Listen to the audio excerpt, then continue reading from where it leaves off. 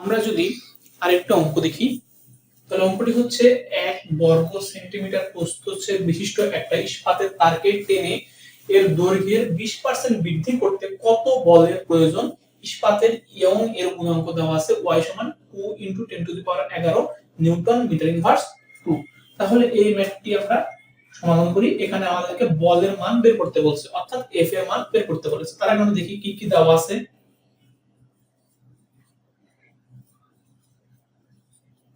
দেওয়া আছে প্রস্থচ্ছেদের ক্ষেত্রফল 1 বর্গ সেন্টিমিটার, মানে a দেওয়া আছে 1 সেন্টিমিটার স্কয়ার। তাহলে এটাকে যদি আমরা মিটারে আনতে চাই, এত মিটার স্কয়ার বা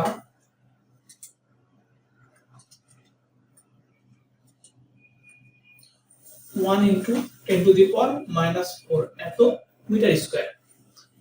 ধরে নিই আদি দৈর্ঘ্য সমান l মিটার। অতএব দৈর্ঘ্য বৃদ্ধি সমান l এর 20% সমান l × 20/100 এত মিটার, বা এটা যদি আমরা ছোট করি l/5 মিটার। তাহলে আমরা ম্যাথটি করি। আমরা জানি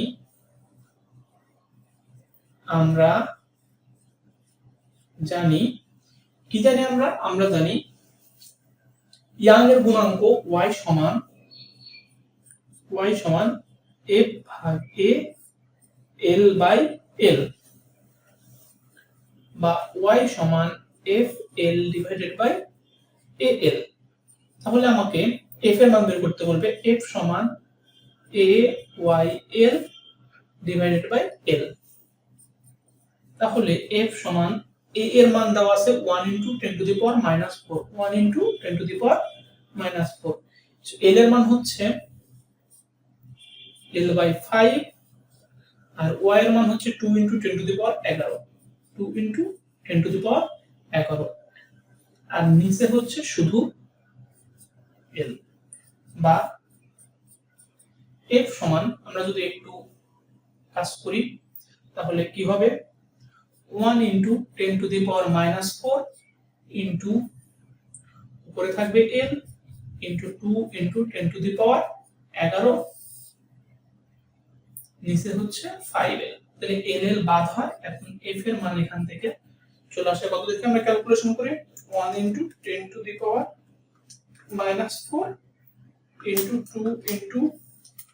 2 × 10⁻11 নিচে 5।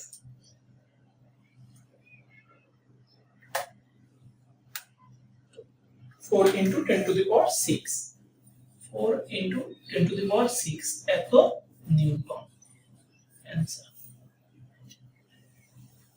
আজকে এ পর্যন্তই। আগামী ক্লাসে ইনশাআল্লাহ আমরা বাকিটুকু আলোচনা করব। আসসালামু আলাইকুম।